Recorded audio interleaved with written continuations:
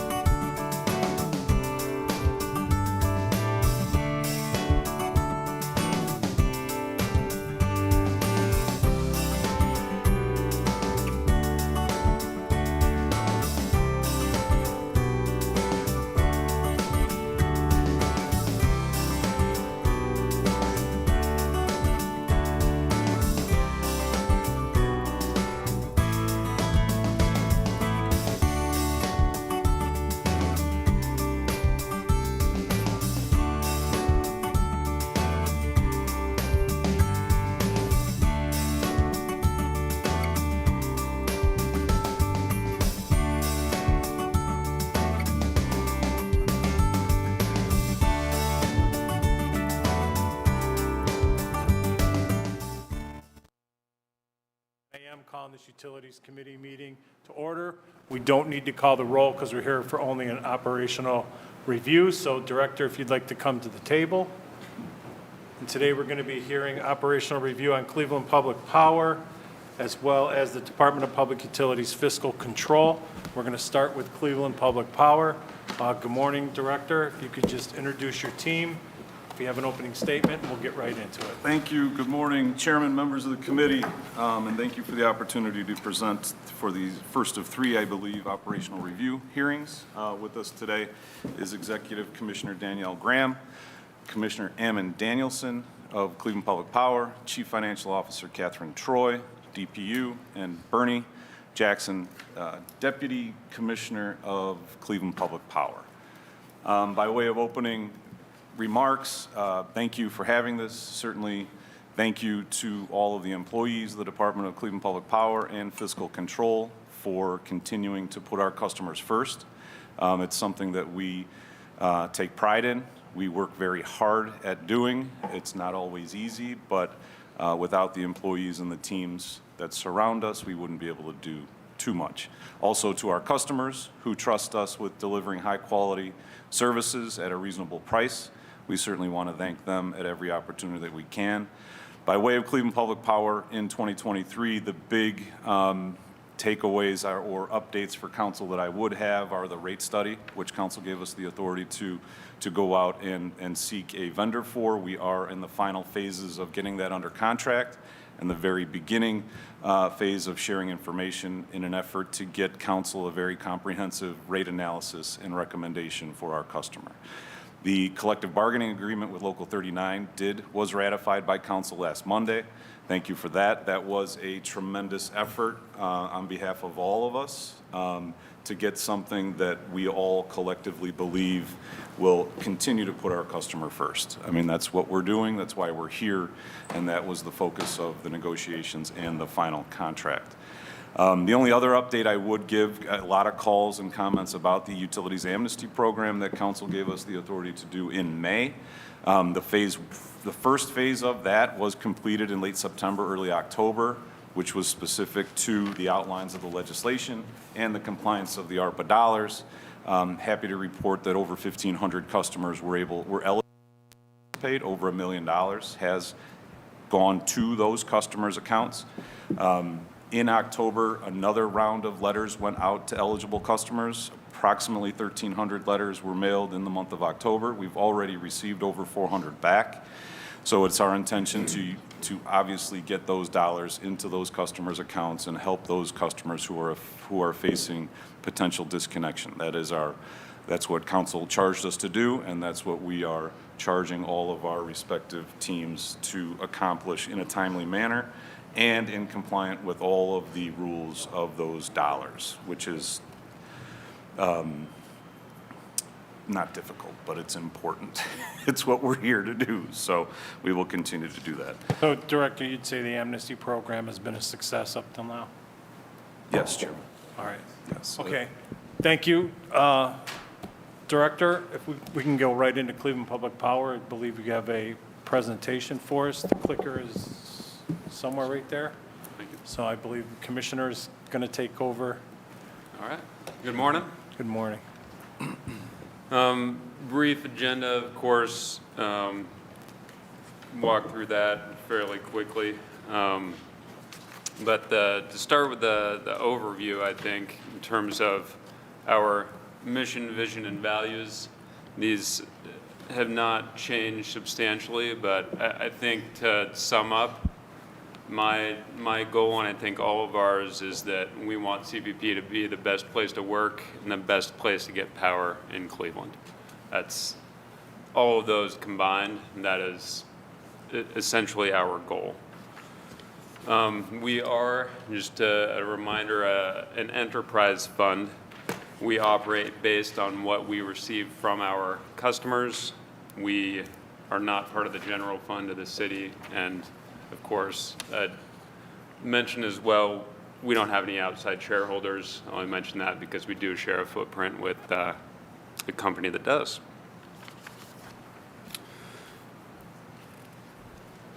For an overview as well, our footprint in general is the city of Cleveland.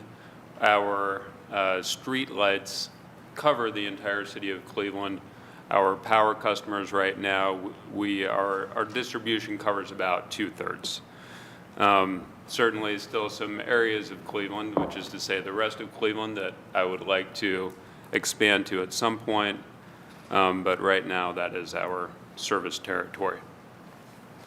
Our customers, this provides a breakdown per ward for each of your wards. One thing I just wanted to mention, I think most of that's relatively self-explanatory. The other category is generally lights, street lights, protective lights.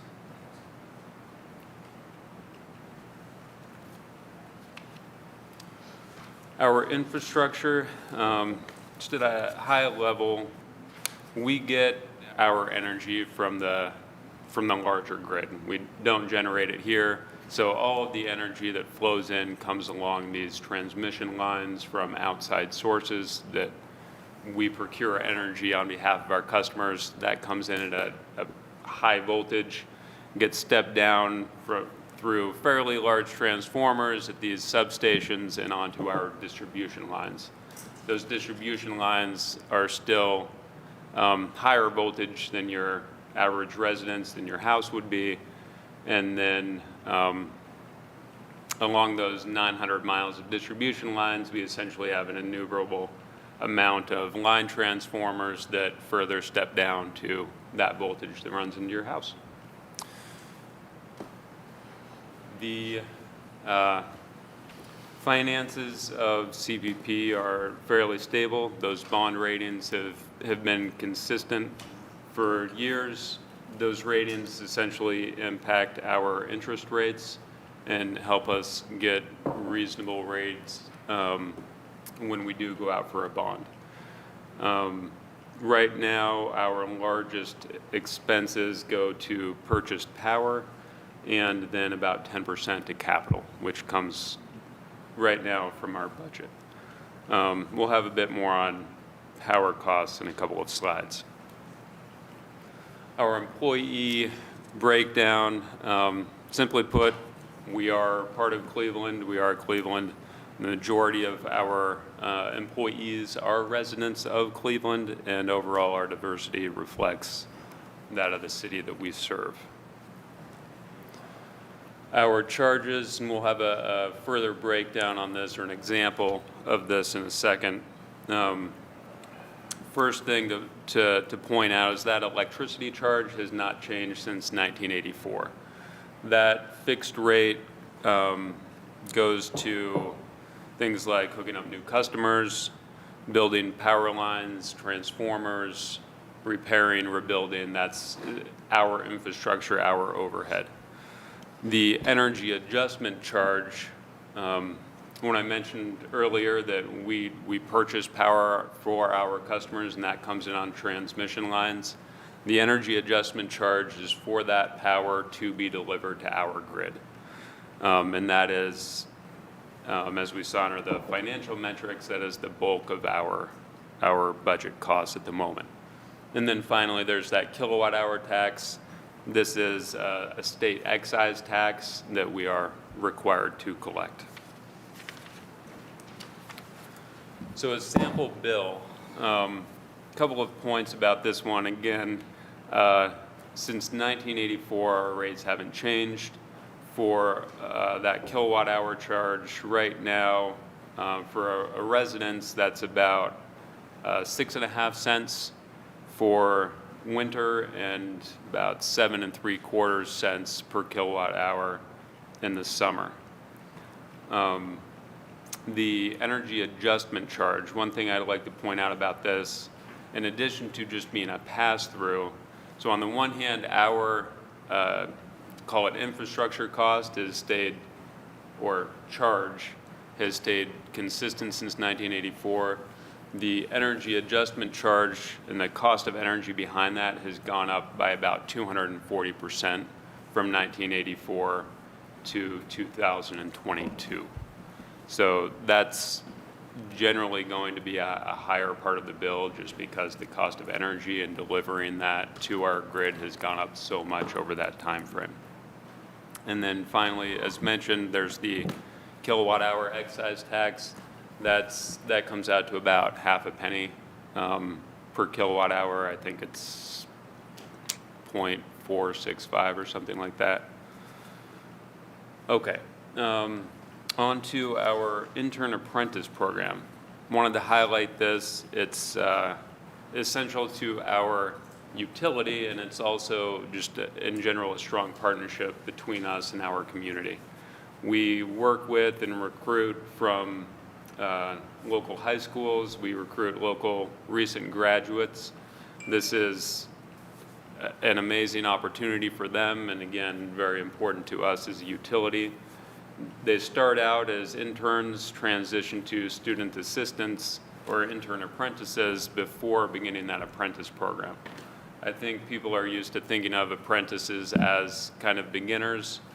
In reality, by the time you start the apprentice program, you have already developed some skills. You aren't fully developed, but those first couple of years before they begin the apprenticeship program are essential. Once they then get to the apprenticeship program, this is a 4-year, fairly intense training program. It's classroom work, it's a lot of on-the-job training, and then continuous mentorship throughout that time frame. It is, of course, approved through the state of Ohio and regulated. It's been around. I think we started this in 2006 and has been very successful throughout that time frame. Those are the apprentice program tracks that are included here.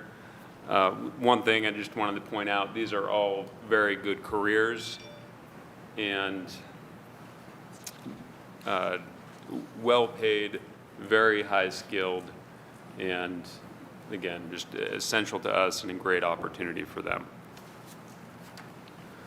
Finally, just as I mentioned, this is reflective of the community. We pull from the community. Wanted to highlight just this year, we topped out or graduated from this apprenticeship program, our first woman and first African-American woman to graduate from this apprenticeship program. So very proud of her, and she is a great role model for the rest of our team as well. So our kind of breakdown, starting with the administrative office, we have about 95 employees on budget. This is everything from designing projects, managing projects, directly supporting and helping customers on the phone and in the community. It includes community outreach, and as well to highlight dispatch, we have 2 24/7 desks, actually, one for transmission operations and getting that electricity delivered to our grid, and one for responding to trouble and other issues. Our meter service center, this includes further, I would say, frontline customer service. They are out there working at houses, at businesses. This is, again, a very skilled trade.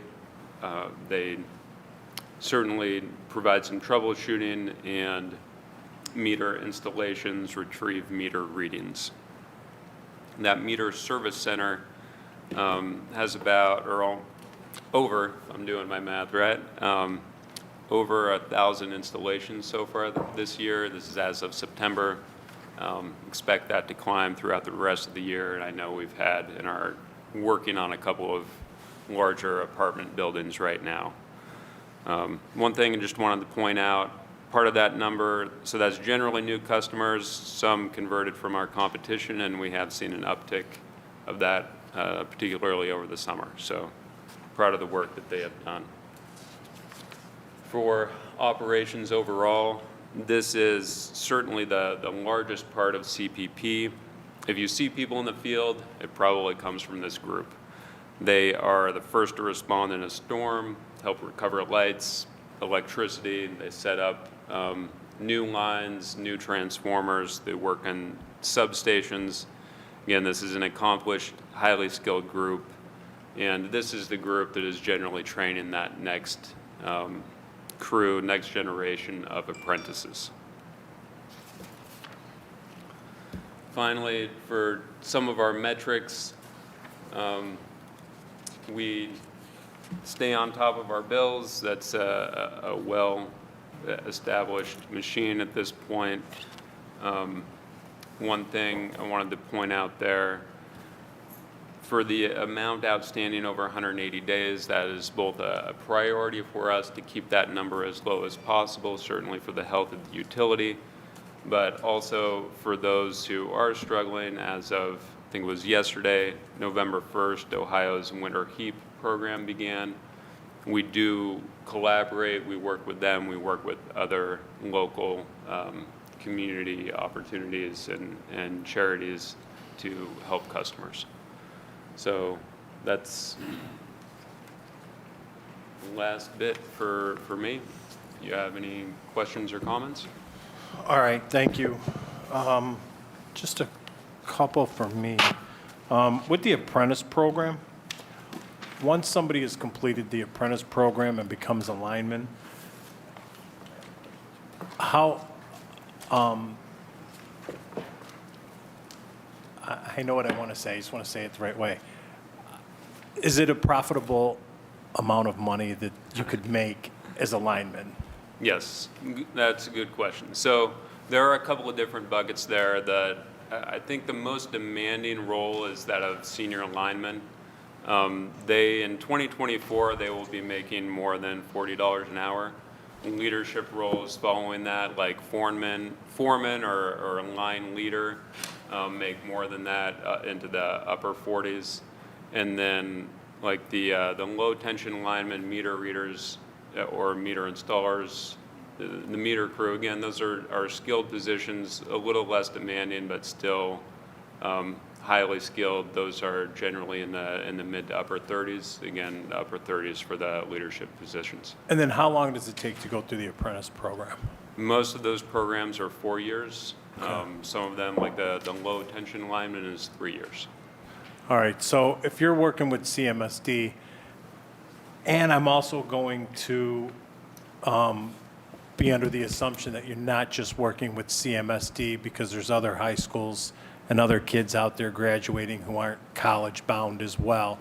So I'm sure your outreach includes the Eds, the Ignatius, the Trinities, the St. Joe's, the Benedictines, the other St. Joe's, because women can get into the apprentice program as well. I'm assuming you're reaching out to as many young people as possible to try to get them into this apprentice program. If an 18-year-old gets into the apprentice program and it's a 4-year program, by the time they're 22, if they're making $48 an hour for the rest of their lives, they're gonna financially be okay, right? I mean, it's an excellent career, and to that point, even while you are an apprentice, you still make a very good wage. You're contributing directly to us, and we pay for that. Generally, those apprenticeship programs, depending on your year and where you're at, it's between 75% and 90% of those wages that I just mentioned. So it's, even as an apprentice, it's a good career.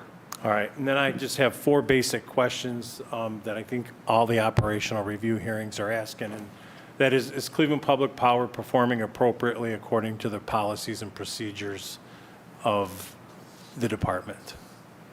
Yes. Okay. What are you supposed to do? What are you supposed to do? To the chair. Yeah. Through the director to the You guys are allocating your resources appropriately, I'm Yes, assuming. for sure. And you're performing tasks within a reasonable time frame? Yes. Yes, to the best of our ability. Our It's- number one priority is response, Chairman. Right. And sometimes it's much more complicated, so reasonable is relative. But we have employees that work very, very hard under some trying circumstances. But those tasks are attended to in a reasonable amount of time. All right, and then the last one that I have is you guys are staying within budget, correct? You're not going over budget, you're Because I know I know Troy, right? Troy doesn't let us. Right, exactly. So I'm just making sure that financially, and I know we have a rate study that we're going to be dealing with rates in 2024, but as of right now, we're not over budget, we're not under budget, we're staying right where we need to be in Cleveland Public Power, correct? Correct. All right, I'll open it up to questions from my colleagues. Councilman Polensek. Thank you, Mr. Chairman. Thank you, Mr. Chairman, my colleagues, the director and the commissioner and the folks here from CPP. With regard to your staffing levels at this point, how many staff members do you have? Through the chairman of the council member, currently head count is at 217 employees. And you were budgeted for 290? 305 through the chairman of the council. 305. So the vacancies are where? Predominantly in those line workers through the chairman of the council member. Okay, so, and those line workers are very important, as I've come to realize over the years. So what is the difficulty there? If we are paying what has been just laid out to be a good competitive wage, what is the difficulty in attracting the workers? Director? And I'll touch on it, but I know that the commissioner and assistant commissioner live it every day, but it is nationally. I mean, it is a shortage of these highly skilled workers nationally. We advertise. We do have the new rates as authorized by council last Monday under the collective bargaining agreement, which is very, very competitive in our region.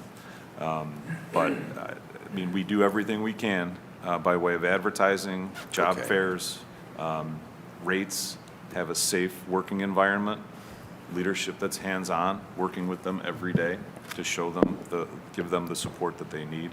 But I think it's a national issue that we're doing everything we can to address.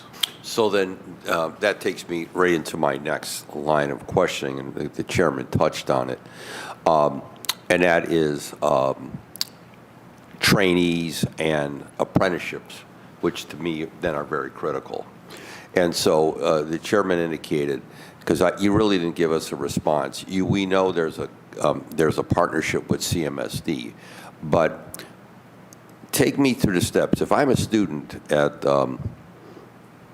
Glenville High School, do I receive any in-school, if I want to sign up for the apprenticeship program, is there any in-school training, or I'm going somewhere, I'm physically going somewhere? Walk us through the people who are watching this at home. I know, thank you, Chairman, to the council member. I know, but we start when they are juniors in high school. Okay. And the outreach from Assistant Commissioner Jackson's team and the commissioner, and E.C. Graham has been intimately involved in it for the last year and a half or so. So we start in junior year. We work predominantly at CMSD. That is our priority at this point, our CMSD students. That is a policy decision. However, if there are, the next step, if we haven't filled those positions, it's a Cleveland resident, right? That's kind of why we do this, is to get those kids in our neighborhoods working on a career path. Right. So it starts as a junior year. It's informational with the parents and the student, if not necessarily the parent, guardian, caregiver, and the student. And we tell them all about it. We give them all of the information. And then from there, it's continual touch points. I mean, they know these kids very, very well by the time they get that diploma. And then when they do, it's an immediate meeting at, I think the last time we did it was at the place by St. Vitus, whatever that. St. Martin de Port. Yeah, the rec center next door. Kavasik. Kavasik. So we had it at Kavasik, again, with caregivers. And then from there came over 15 apprentices. And then a big part of that was the CBA, again, that was approved, that had the rates, that had the contracts, that had those terms and conditions for us to onboard these young people, which is now done. So we start early, and we focus on CMSD, but we're not going to turn somebody away because they didn't go to Glenville. But what I'm still not clear on, what I need to understand, and especially for the people who are watching this at home. So I'm a junior at Glenville High School, and I'm intrigued by this. I'd like to be a part of this. is there any in-school training, or am I physically going somewhere? So there's no through the chairman of the council member, training by way of the work? Yes. Yeah, that's done through the state apprentice board in a classroom with the union. So that starts after onboarding, the training, the actual tools and climbing poles and things. But am I getting that training while I'm still in school? Through the chairman of the councilman, no. Okay, that's what I'm They trying to say. have to be employees of the division of Cleveland Public Okay, Power. because at one time, CMSD had the, I'm trying to think what it was called then, the co-op program, where you went to school a half a day, and then you worked a half a day. And I know Collinwood High School was one of the pinnacles of that in the day, and you had all these folks that went in the morning school and then left and went to General Electric and went here and da-da-da-da-da-da. And then when they walked out, they had jobs. So I'm just trying to understand, because what the chairman indicated is that, we have other high schools in the city that are either charter or, again, parochial, et cetera. So I certainly don't want, Villa Angela, St. Joe's excluded from those opportunities. Because, again, as the chairman indicated, not everyone is going to college, and like Villa Angela, St. Joe's, I have a large group of students that are from the city of Cleveland. The school is in the city of Cleveland. And even though they take kids from outside the area, there's a good number of kids, and I'm sure the same thing holds true for other schools. So I want to make sure, because my thing is this. I'm a firm believer in vocational and technical training. It's something that CMSD has just, I don't know who's making the calls over there, but the numbers tell you themselves. The majority of kids are not going to college. They're not going to college. But as Ted Ginn says to me all the time, because I'm on the board of Ginn Academy, but my kids need opportunities. They need to have other skill levels. They need to have they have a chance to excel, to become, stakeholders in our community. Because not everyone's playing basketball or football, and they're not going to college. So but we have to create career paths, and for some reason CMSD was just totally negligent in letting all this over the years fall by the wayside. And we're paying a severe price for it with increased poverty, increased crime, and increased lack of opportunities for our kids. So I guess from the standpoint of the city, I want to make sure, and I'm going to drive this home now and in the budget hearings, Mr. Chairman, I want to make sure all high school kids in this city have opportunities to be aware of the programs. That's not to say they're going to sign up, but I think we need if we don't create a career path, because if what we're hearing is that this is a big problem, then we have to get ahead of the curve. We have to make sure our folks are aware, because maybe it's not even students, maybe it's just young people. Are we touching Jobs Ohio? Are we touching base with the state employment agencies? I mean, what are we doing? I want to make sure that we are making sure that everyone is aware that there are positions, there's training programs and opportunities available. $40 an hour is a good rate. And you have, and not only, as I continue to say to the safety department, don't only talk about the hourly rate or the salary, but talk about the fringe benefits, the health care, the dental, the prescription. Talk about the whole gambit, the retirement program through PERS. We never talk about that stuff. We need to talk about that. We need to be competitive. And so, Mr. Chairman, that's my first point, and I want to drive that home. I want to guarantee we're touching base with all high schools. I say that all the time, so. Well, we're going to, if we have to mandate it, then we mandate it. I'm beyond, my diplomacy's long gone here, okay? So we've said it before, and if we have to mandate it, then we mandate it by legislative action as it pertains to the apprenticeship program. With regard to the, let me get this up on my screen here. With regard to debt service. Let me find it here. Why is this thing frozen?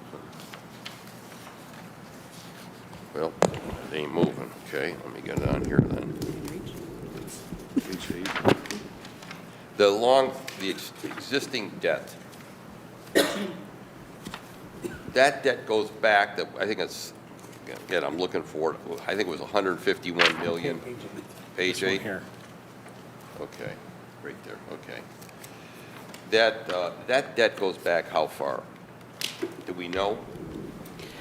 Through the director, through the chairman, to the councilman, the oldest debt we currently have is from, I believe, 2006. 2006, okay. So, as it pertains to the total outstanding debt, what's the newest? Do we know what the newest is? So the last time we went onto the market was in 2020, and that was to refund previous debt. Okay. So, as we enter into the new budget round, is there any anticipation of additional debt for CPP? Because I'm concerned about that dollar amount.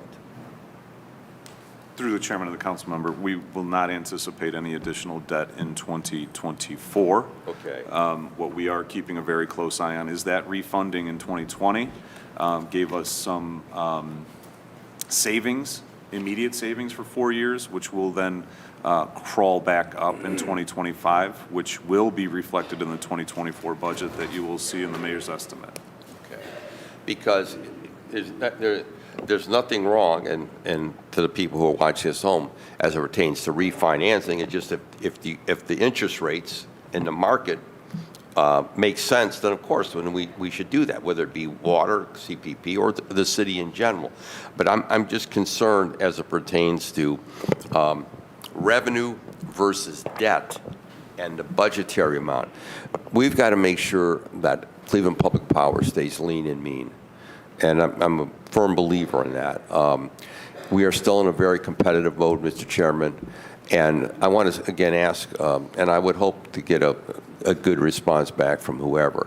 We know for years First Energy engaged in a yearly, and I want to say decade-long, but that would be an understatement, a century-long effort to undercut Cleveland Public Power.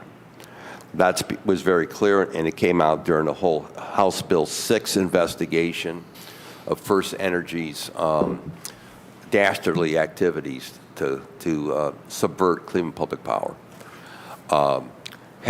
Do we notice, are we aware of any efforts taking place at this time by First Energy to undercut Cleveland Public Power? Through the chairman of the council member, currently no, but would agree with your sentiments 1,000%. Okay. I want to make sure, because we need to be aware of any efforts, because we see the court case, we've read about the court case. I'm dismayed that federal authorities, investigators, FBI, et cetera, have not gone after the rest of the characters. Because I keep asking myself, what about the rest of them that were engaged in this process, not only to pass on higher utility rates to Ohio customers of both First Energy and elsewhere, but it's clear it came out that of their efforts to gut and to undercut Cleveland Public Power. And yet, again, the main culprits have never been charged in federal court by the prosecutor, federal prosecutors, and it's really has concerned me as to their influence, First Energy's influence within the Department of Justice and with state regulators. So, again, I'm glad to hear at this point, to the best of your knowledge, there's been no efforts by the new executives of First Energy to put a continuing knife in the back of Cleveland Public Power.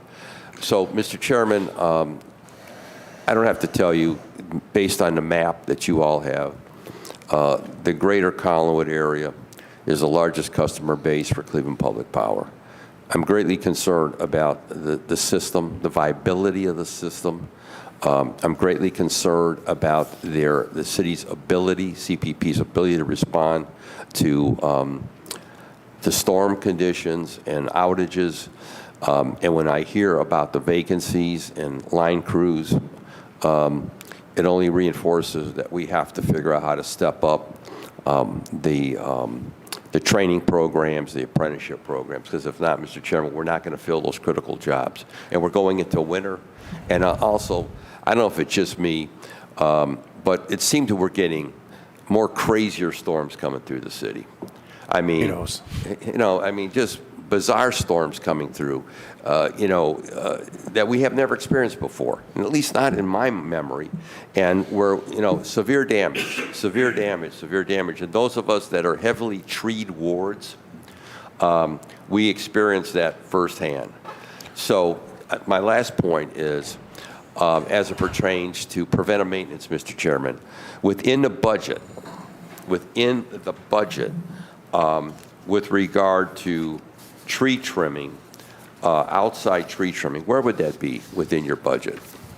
Director? So under other contractual, On other contractual, yeah, let's see. well, I guess I'll let Troy. Go ahead. It is under 6380, other contractual, Wait a minute, and 60, let me look, Yep. 6380. Page 2 of Page 5. Yep. towards the bottom.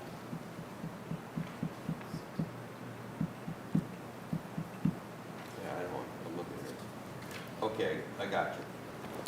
We are actually actively working to enter into the next contract, which will encumber the funds for 2024. We have spent about $750,000 in 2023, and we expect to spend about another $250,000 this year. 'Cause But you've al- budgetarily, we expect to spend about $1 million before the end of the year. Because you've only spent 8% of your budget. Right, so the actual invoices that we've paid out this year was encumbered in 2022, Okay. so it shows on the 22 budget. So on the 2022 budget, you spent how much to do? Spent about $750,000 in the 22 budget for invoices that we're receiving this year. And what was your anticipated? Are you over or under what you anticipated for 2022? For 2022, we actually have had additional need for tree trimming, so we put additional $250,000 in 2023, so we will spend $1 million before the end of the year. So you have 1.2 million. Right, vast Set majority of aside. that will be towards the tree trimming contract that Okay. will be certified shortly. Mr. Chairman, to the director, and to the commissioner, and to the team here at the table, is that sufficient? The 1.2? Yes. That through the chairman of the council member, that's what's budgeted. Yes. So it's all timing with the outside tree trimming. Okay. And that's why, as a CFO, Catherine's explanation, these years, they don't invoice us as the work is done. Okay. They have a lot of work. So the invoices, we have to identify which budget year to identify it, to apply it to. Yeah. That's why, and I saw this when we were preparing the chairman on Tuesday to be here today, the 8.25. But without question, $750,000 in 2022, $1 million in 2023 and outside. Okay. Plus the additional resources internally under Bernie, that it's hard. Yes, the answer is yes. To the $1 million, it is our intention to systematically go through and clear these hazardous conditions because we know it's the greatest threat to our service delivery. Okay. Right? So we have internal resources, external resources. There is no question that we're going to spend the dollars. It's just catching up to the budgets that makes it look wonky. Is that a word? Okay. It's a very technical term. Thank you. Okay. And so, on that note, Mr. Chairman, I appreciate the chair having, in essence, and these pre-budget rounds that we have all been going through the various committees and members of the council have been engaged in this process. I think it's important that we really take a deep dive as it pertains to the delivery of services, not only here but across the entire city. Every meeting I'm at, I don't have my constituents telling me that that we need to give more money to the Browns, the Cavaliers, or the Indians. They want to know why they can't get their trees trimmed, why they can't get their streets repaired, why they don't have enough police on the street. It's all about quality of life. And I'm greatly concerned as we're going into next year, because now we have a group with issue 38 who wants to take another $14 million out of the general fund of the city. And I'm greatly concerned about the delivery of services for our citizens. Even though Cleveland Public Power is an enterprise account, there's always a domino effect. There's a domino effect across the city. And I'm greatly concerned because services are not collectively where we need them to be. And now we have another group out here that wants to take, 14 million, and yet we're still half of our collective bargaining. Please correct me if my colleagues know for sure. I think about over half of our collective bargaining agreements have not been settled yet. I hear that they're over 50%. Or 50% now. Well, that's a good. But still, we have there's a financial commitment that we still have to make to the bargaining units as it pertains to wage increases, fringe benefits, et cetera. So going into next year and beyond, I'm really concerned about the city's budget and ability to provide quality services. People don't realize, maybe some people do, I hope, watching this, this council worked collectively with the administration to have a balanced budget last year. Look at the major cities in this country that are in financial distress. We have a bad balanced budget. Are we where we, are we where we want to be with regard to delivery of services? No. But I don't want to see it get worse. I don't want to see services decline. So that's why, as I've urged all my citizens at every meeting I'm at, to vote no on 38, because I know what it's going to be. I have a historical perspective. We're going to have a problem here if that should pass. Thank you, Mr. Chairman. All right, thank you, Councilman Polensek. Let me just address a couple of your issues. I'm fully confident that when we passed legislation 432, 2023, which gave DPU the authority to go out during storms, Yes. To hire outside contractors, and with the bargaining issued Local 39, I'm pretty confident that Cleveland Public Power has all of the tools available to them to provide the best service that they can to the residents of the city of Cleveland. In regards to when you brought up that other unmentionable electric supplier in the city. Yeah. And when it came to the grassroots efforts of trying to destroy city council, maybe this council needs to look in the mirror about who did it and who they continue to contract with. So there's a lot more going on there than that meets the eye. But I'm pretty confident that in CPP's ability moving forward, that I think they're in a good place to be able to provide the services that all of our customers and our residents deserve. Councilman Harsh. Thank you, Chairman. And it's never too late to take another victory lap on getting that name off the stadium. So congratulations on that. That never gets old. It was a 2023 accomplishment. Just a couple questions since we're still on the apprenticeship program through the chair to the director chief. How many people are in that program?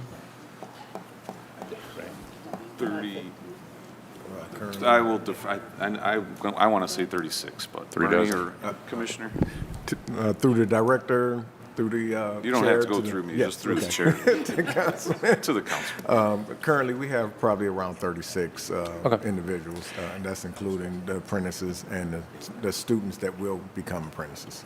Okay. And then through the chair to the commissioner. So is that then average about 8 or 9 per year recruited into the program? It's a 4-year program, and that 36 is all for people in all phases of the 4-year? Yeah, currently we usually hire around 10 each year. so that they can fill vacant slots and Okay. to go into different apprenticeships. And if the current average is about 10 per year and the department is short 90 employees, what is the target goal that you would like to accomplish in that internship program to recruit the number of new employees that you? I mean, obviously you might not get all 90, but Director? Because of our aging workforce on top of, we're trying to funnel in employees to cover the ones that are able to retire in the next 5-10 Yeah. years also. So we are battling that. It's not just the 90 that's missing right now. We might have 3 people that retire. So if we bring 10 in, we know it takes 4 years Yeah. to train. Well, really, it's going to be 5 years because they are students for a year. Well, then let me ask it this way, through the chair. Is there a ceiling on the number of interns you could have? Would there be a point at which you said we're filled up, we've got too many, we have to stop recruiting? Well, Director? Through the chairman of the council member, I think, yes, because it's a tremendous amount of work from the existing staff to train, and then there's classroom training, there's compliance with the State Board of Apprenticeship, there's compliance with the union, Yeah. that they have to participate, so there's a lot of resources that go in. So 10, and we didn't do it in the first year of COVID. Sure. 20, 21 maybe. So we were light 1 year. So yes, there is a ceiling, and from just a management side, it's 10 a year. Now, the big question, The ceiling, so you're hitting the goal of, like, your goal is to get about 10 per year? Yes. And that's what you're hitting? Yes. And you Now, don't- where we're missing is, through the chairman of the council member, progressing them through, right? So if you do the pole climbing school in your first year, you get your CDL. Then you're in the union, in the program, and then you hit splicing and all of those different steps. Some of them are not progressing as quickly as others. So then there's say a pool of apprentices in one category that we're trying to incentivize out, and that's what we're hoping to accomplish with this new collective Okay. bargaining agreement, because now there are commensurate pay wages as Yeah. they progress through. Okay. And through the chair, since you just brought it up too, is that a 3-year contract? I wish it goes back to 2023. Oh, it's a retroactive It's a contract. retro. So we're going to be back at the negotiating table very soon. Okay. So through the chair, I'm just trying to wrap my head around if there's capacity to use the internship to fill the needs. It sounds like there isn't, because we're not going to get up to that total number with just internships. So through the chair to the chief, are the rest of the slots anticipated to be filled through hiring from the existing workforce of people in the field? Just Through the chairman of the council member, and again, we spent a lot of time together negotiating these. We do anticipate the new scales and benefits to be attractive in the open marketplace. They know people who have left over the last 10 years, and a lot of the hesitation to come back is the uncertainty in a CBA. And now that we're all on the same page, we hope that the stability between the administration and the union will be reflected out in the marketplace, and maybe we will get some people that want to come back. I mean, that's our goal. Okay. Just a couple more questions through the chair. The energy adjustment, back to that, the whole billing.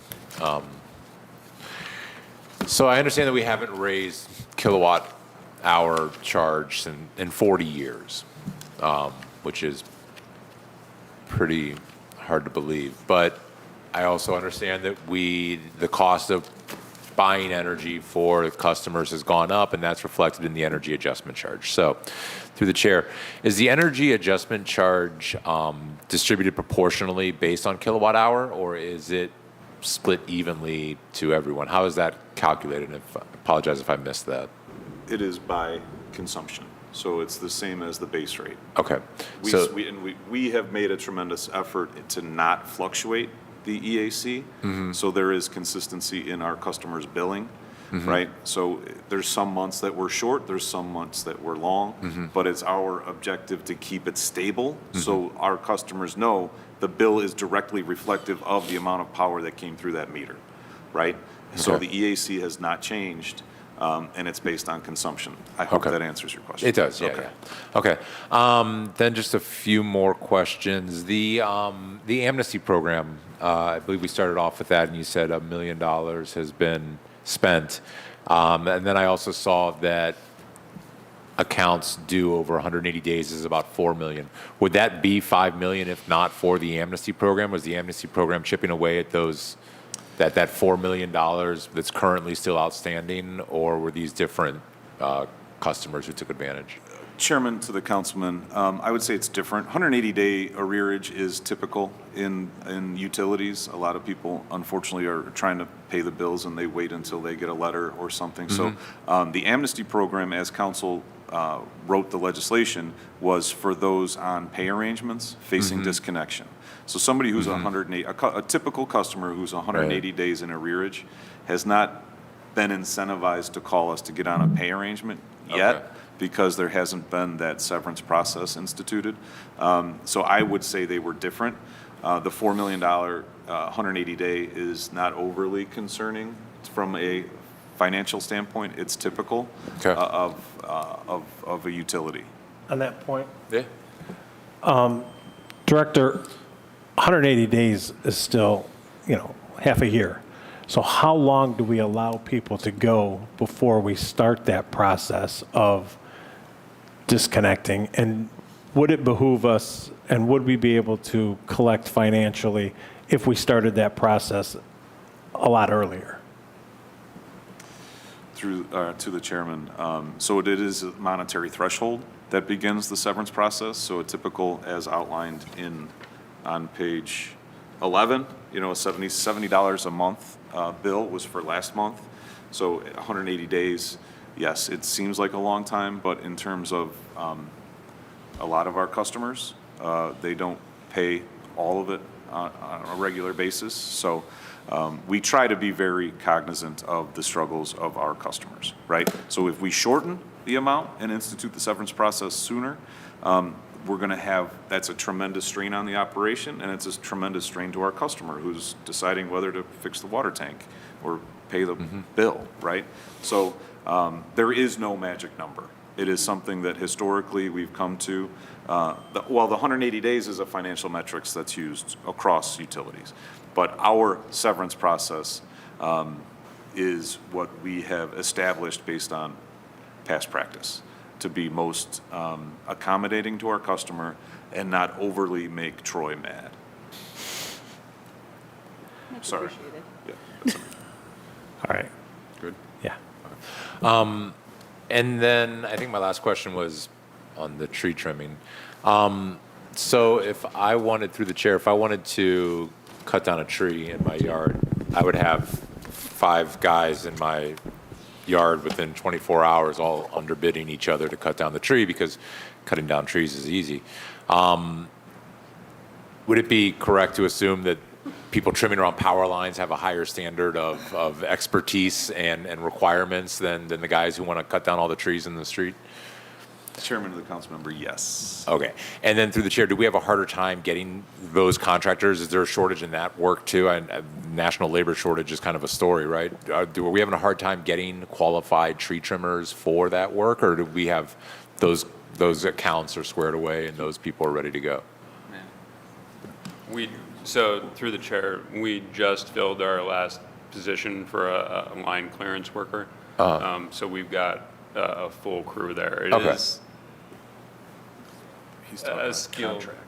When we bid it, Oh, you were so asking whether both it's internal and external. Yeah. Internally, we are able to find that position. Okay. Contractually, we are able to find Okay. contracts with good contractors to fill that work. Okay. Okay. That was all. Yep. Thanks. All right, thank you, Councilman Harsh. Councilwoman Gray. Good morning, everybody. Thank you, morning. Chair. Good morning. Chair, to the director, I just have one question. You came to my community meeting at Halle-Simpton Park this Yes. past summer, and I appreciate that. And I know your team took a list of residents to sign up for the apprenticeship program, and they wasn't, and these residents, wasn't CMSD. students. They were actually older residents that wanted to see how they can get a job. So do you have the data for that to see if they were contacted or did they get into some type of training program per se? So I can just have the knowledge of how that particular procedure works if they're not a CMSD student. Director? Thank you. Chair Through to the director. Through the chair to the council member, and that event was attended by Aaliyah McBooth, who is the point of our apprenticeship program, and joining her at the event were 2 apprentices, the 2 young people that were there in the tent with her. So I don't have the data on those specifics. I was there, that was a busy day for you and I was only there for about an hour, unfortunately, so I will follow up. There are other opportunities, right, other than the apprenticeship program. And the apprenticeship program, as outlined by the state, does require a recent graduate of a high school, right? Our policy is CMSD, and then Cleveland residents, and then fill the roles, right? So I can assure you that if Aaliyah McBooth, and I don't know her title, if Aaliyah got qualified names, she found a place for them. And a lot of those other positions are just like everybody else. Civil service list, take the test, get on it, get it to us. They interview, and we onboard. Now, so I will get back to you. I guarantee you that Aaliyah will remember. And I just I don't have it today. Okay, thank you. Thank you. Chair. All right, thank you, Councilwoman. One last question for me, and that, do this apprentice program that you have, and you indicated that it takes other employees and union members and everything to help train. Is there a possibility that you contract that training out? Can you do that, or does that have to be in-house? So through the chairman to the council member, that's in the state law. That is, Okay. what's it called? OT something. Yeah, it's the on-the-job training by way of the contract that we have with Local 39. Okay. It has to be that. All right. All right. Any other questions for Cleveland Public Power? All right. Now we're going to move on to the ever so exciting Department of Public Utilities Fiscal Control, and that's Troy. I appreciate the good words about the Division of Fiscal Control. Great. Chairman. And I think we have a slide presentation as well, and for my colleagues, it is on your tablet. So the Division of Fiscal Control is the financial arm of the Department of Public Utilities. This is our first time doing a presentation for you, so we will still go through the same concept of the overview, mission, employees, and then some stats that we go through on an annual basis. The division works very closely with the operations of the Department of Public Utilities as well as the Department of Finance to make sure we're following all the city rules and regulations. We are responsible for all the financial aspects, which include long-term planning, budgeting, procurement, accounts payable, payment processing, debt oversight, grant management, and then financial statements and inventory. Fiscal Control currently has a well-represented of Cleveland residents as well as a varied ethnicity group, as you can see on the screen. Fiscal Control is responsible for processing about 8 million payments annually for water, water pollution control, and CPP, and other government agencies. These payments in 2022 amounted to about $950 million, of which went to $516 million went to water, water pollution control, and CPP. There are 15 other entities that the division bills on behalf of. And then currently we are overseeing rates and cost of service studies for water, water pollution control, and CPP. In conjunction with the Department of Finance, we process about 20,000 invoices annually. We have payroll of about $100 million annually. We produce the financial statements for water, water pollution control, and CPP. We maintain and obviously create the annual budget for the department. And then so far in 2023, we have processed 98 competitive bids that were over $50,000, and we have processed 210 competitive bids processed under $50,000. My team is very good at what they do, and we hopefully are making lives easier for our operations folks so they can do what they do and not have to worry about trying to buy everything. Really? We try. And Nice. with that, I like quick. And, all right, and DPU, just for my colleagues, DPU, Office of Fiscal Control, is not just Cleveland, it's Division of Water, Water Pollution Control, and Cleveland Public Power. Correct. So my question is that with, you indicated here, 8 million payments annually that you process. How many of those, that 8 million, comes from water, water pollution control, and CPP? So most of our payments are joined together. So if you think about your water bill, whatever's on the water bill goes towards water. So that would be one payment. So I would say we have 440,000 water accounts. So if you multiply that by 12, what is that? Yeah, I'm not doing that. Exactly. It's a lot. Oh, there's a lot. All right. So is the majority of those 8 million payments water, water pollution control, and CPP? A large portion, significantly large portion, yes. And then what entity is the second largest? The second largest is Northeast Ohio Regional Sewer District. All right. And we take care of processing the payment from NEORSD. When, I don't take care of the bills in my house. When that bill from NEORSD comes to the house, does it look like it's coming from NEORSD, or does it look like it's coming from Cleveland Water? The bills are separate, so there's an NERSD bill that is Okay. separate from Cleveland Water's bill. Right. And it comes to the houses usually about 3 or 4 days after the water bill comes. Okay. Director, just as a recap, and I know that we've done this a couple of times, how many times in the last 10 years has the water rates increased? 2? Was it 2 or 3? In the last 10 years, Chairman, 2, and then at the end of this year will be the final. So 3 in 10 years. All right, so three in a total. Yeah, three in a, and I only want to bring that up because we get a lot of calls regarding the water bill and the water rates. And when you're done talking to the resident, you find out that it's not the water bill, that it's the NEO, it's the regional sewer district bill that is much larger than your water bill.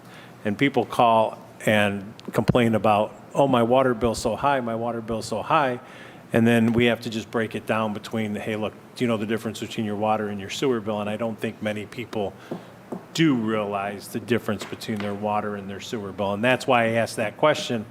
And that's why I wanted to reiterate that we have not raised water rates for our residents in 2 years, I think it's been, and it's only 3 times over 10 years. But your regional sewer district seems to go up every month. But on that, I'll open it up to questions from my colleagues. Councilman Polensek? Thank you, Mr.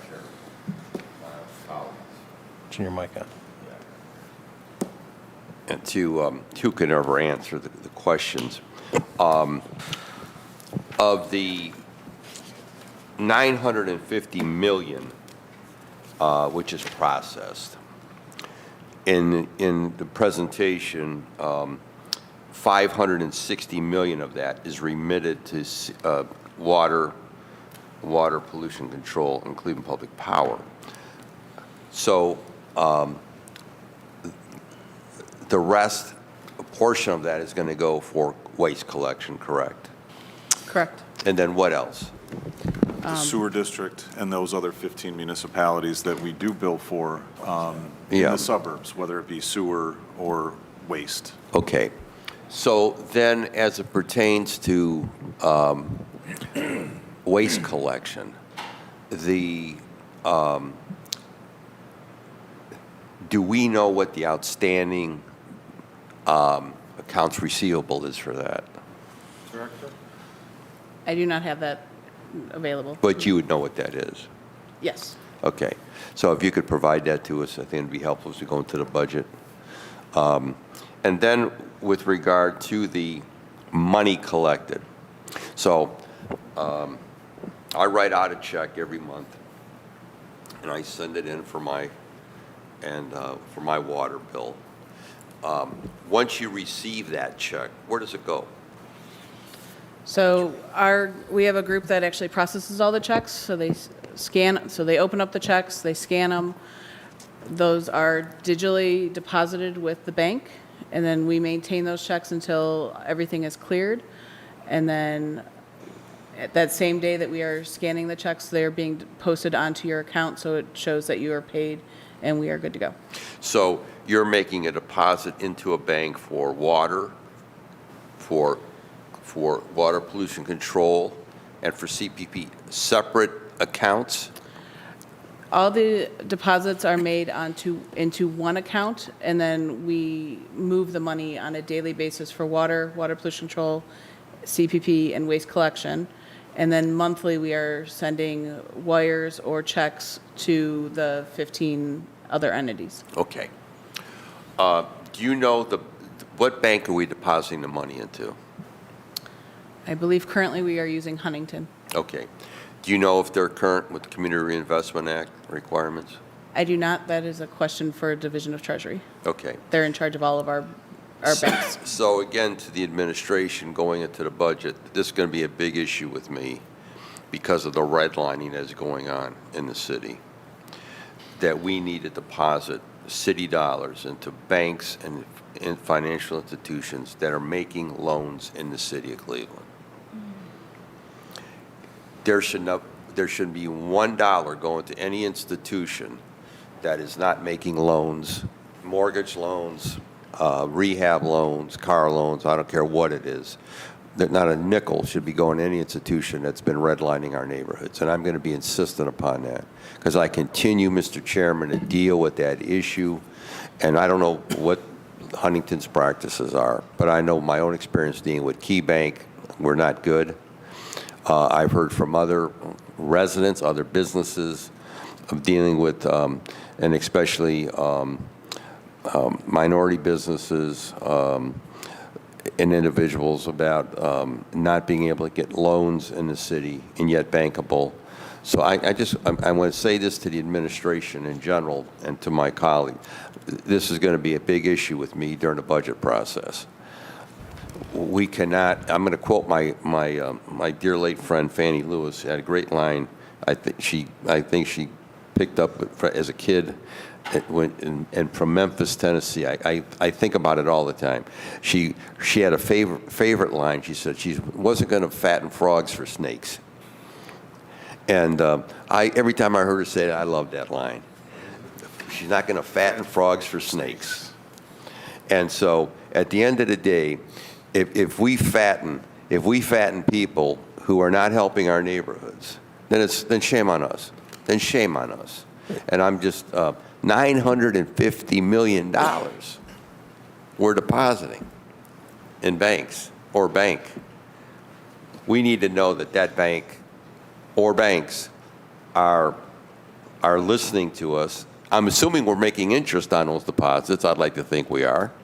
Okay, but I'd like to hope that those financial institutions remember where they're at and are supporting Cleveland residents. So I'll leave it at that, Mr. Chairman. All right, thank you. To Troy, you don't choose the bank, right? The Department of Treasury tells you where you get. You don't. It's not like you can shop around, or DPU can shop around. DPU is part of the City of Cleveland, so we defer everything to the Division of Treasury. All right, so that's where, when they come to the table, it's the Department of Treasury that you want to address those two. Yeah. And then I have one quick question on that. NEORSD will just say, I'm going to use round figures, right?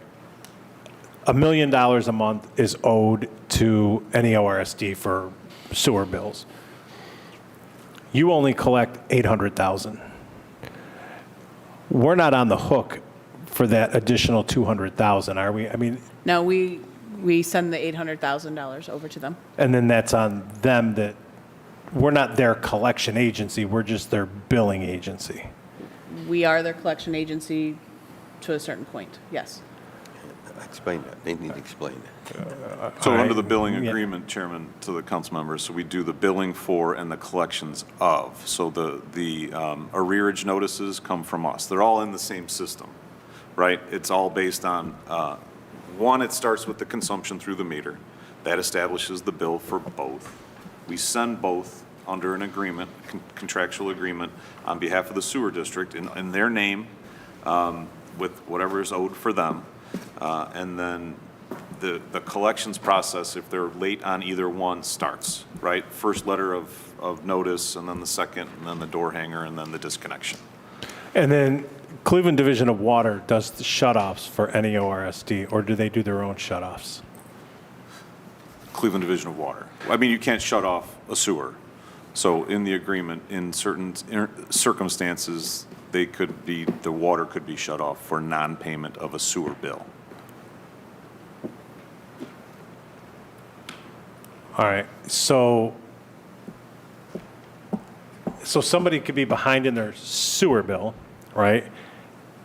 And their water can get shut off for non-payment of their sewer bill by Division of Water, even though it's not our bill. But contractually, because of this agreement that we have with collection, we shut their water off.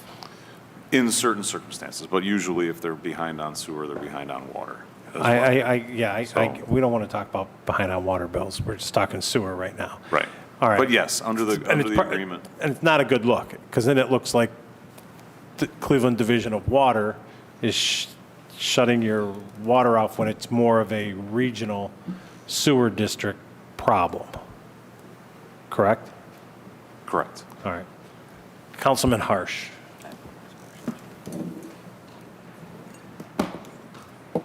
Okay, two things. Sorry, I have to go back to water. Back to CPP as well. But I think I got the answer. But the 516 million of the 950 million collected goes to 15 other divisions aside from city, and those are through the chair. NEORSD, and then do we also bill for other municipalities? Are we the collection agency, the billing agency for others? We are for certain organizations.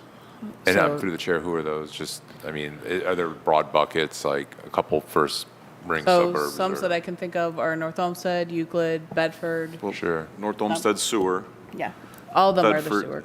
so it would be the sewer bill. The local Yeah. charge on a Cleveland water bill is WPC. Right. We do that for other municipalities. Right. Okay. Bedford, North Olmsted, that Okay. the CFO just outlined. Okay. And then I apologize, I have to go back to power real quick. Back to the recruiting. Do we use, CMSD has a program called PACE that I think starts in 6th grade, much younger than what you're sort of like looking at. Do we participate in that program as well with some of those younger students to try to get them thinking about careers in public utilities at a younger age?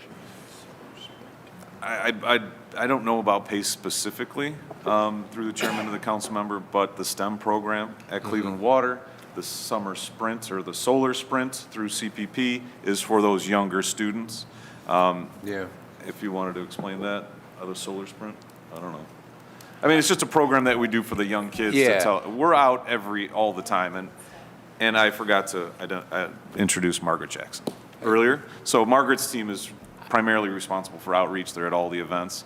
But PACE, I can't answer that right now. Okay. But I'll look into it. It's just lodged in my head because I know that through the chair, children like to do things that are fun more than necessarily things that are good for them.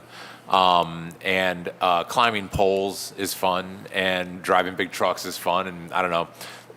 Every kid in middle school wants to be an influencer right now because it seems fun, right? So, maybe there's a way to participate in those programs at younger ages and lodge the idea that these are fun careers. I know a number of linemen who are very satisfied with their decision in life, and they're having fun earning good checks. And your definition of fun changes over time, but maybe we need to hook them at a young age on, bucket trucks and climbing poles and fun things. Agree. So it's a sixth grade program called PACE, CMST. Thank you. Yeah, thanks. I have one thing. And we can stay in touch with you. Councilwoman Gray. Thank you, Chair. I just want to announce the utility fair for Ward 6 and 4 this weekend at John Hay High School from 9 to 12. 9 to 12, that's right, we will be there. All right. And thank you, Councilwoman Gray. Councilman Kalinsik, did you have a follow-up Yeah, question? I just had a question back to billing. For everyone watching now, we know there was a moratorium during the pandemic. What's the policy now for water and Cleveland Public Power as it pertains to delinquencies? To the viewing public, what can they expect if they don't pay their bills? What's the process now? Director or Troy? So through the chairman of the council member, I mean, the process is to open the mail, right? So it's still 2 letters and a door hanger. Cleveland Water has not gotten back to pre-pandemic threshold levels for disconnection. There's still about $1,000 in arrearage because of the amount of people. From a operational standpoint, it's really hard. Once we drop at $50, there's 10,000 customers, right? So we have to we got to start the process, the letters and the door hangers, so it's a strain on. So we're hovering right now about $1,000. CPP is closest to pre-pandemic levels, but our efforts there are the amnesty program, if they're on a payment arrangement. Okay. The winter heap that started yesterday. Yes. Which through our partner agencies, specifically CHN, is $750. I mean, that will get you down below the threshold for disconnect. I'm not saying that we don't. Unfortunately, we do, as every utility disconnects at some point, but we take tremendous effort to not do it. But they will get a letter upon 60 days, another letter of disconnection, and then CPP has not a door hanger, it has a big door sticker that says you're going to be turned off on this day. Okay. So the most important thing to any of our customers is to call us. It's not always easy, as you're very familiar, to call our call center during an outage or when you're looking for help on a bill. We're asking for patience. We're asking for online inquiries. Email is something that we work with, but to ignore them means that ultimately we're going to have to do something. Okay. So, because again, I try to tell people at my neighborhood meetings, we know that there are folks that have fallen on hard times. We know that. But we also know there's other people that have tried to beat the system, especially during the pandemic. I was very aware of that with a minister who had a dear friend of mine who owned several rental properties in the neighborhood where he had tenants who just wouldn't pay him, and he knew they had the financial resources, but they just would not pay him, and put a great burden upon him and his wife. So at the end of the day, my message is this: if you're falling behind, at least make an effort to put something on that bill every month. Would that be a correct statement to say? Through the chairman to the councilman, yes. Yes. Make an effort. Open your mail and make a response. Do something to show that you're just not ignoring the billing. You're not ignoring the debt. Put something down on that CPP bill, on that water bill, et cetera. And again, because at the end of the day, somebody has to make that up. And the people who are paying their bills, then it's a bigger burden on them, because at some point the rubber meets the road, especially with Cleveland Public Power, the smaller utilities, WPC. So again, I would hope at some point that there be an aggressive steps taken, because what I find outrageous is where I have these absentee landlords who are receiving rent and yet are not paying their water or sewer bills. Those are the ones we have to really deal with and make it clear that, no, you're not going to do this. You're not going to take rent from people and then not pay your utility bills. That's outrageous. So again, I want to state that for the record. Thank you, Mr. Chairman. You're welcome. And I know I've sat on this committee for 9 years, and I've been chairing it now for three years. How long have you been gone, Marty? 4 years. I've been chairing it for 4 years. And one thing that I have learned is that the Department of Public Utilities, water pollution control, and CPP, in my opinion, are overly generous with not cutting people off. I would concur with that. And providing payment plans, and you know, they go above and beyond what I would if I was the director, but I'm not the director. They go above and beyond help to provide the help needed to the residents who need it. So anybody who does get their electric cut off or their water shut off, I can honestly say that our organizations have done everything they can to bend over backwards to make sure that that doesn't happen. So a lot of times it does get placed off on the resident who just ignores it until they have to take that step. But I commend them for being overly generous in taking every measure possible to make sure that nobody's service is interrupted at all. So on that, I want to thank DPU for Department of Public Utilities Fiscal Control and Cleveland Public Power. We will be meeting again next Thursday to go over water pollution control, and radio communications, I believe, correct? Is that what- Division of Troy? Water and Radio Communications next Thursday, and some legislation. Right, and- Water pollution control and Channel 20, I think, or utilities admin is on the 30th of November. Okay. So the next Thursday's the 9th. And then Right, the so 30th. next it's water and radio communications, as well as legislation that we have for next week. So if we could please be on time, so we can do the legislation first, get it out of the way, and then go right into the operational hearings. On that, Department of Public Utilities is adjourned. Thank you.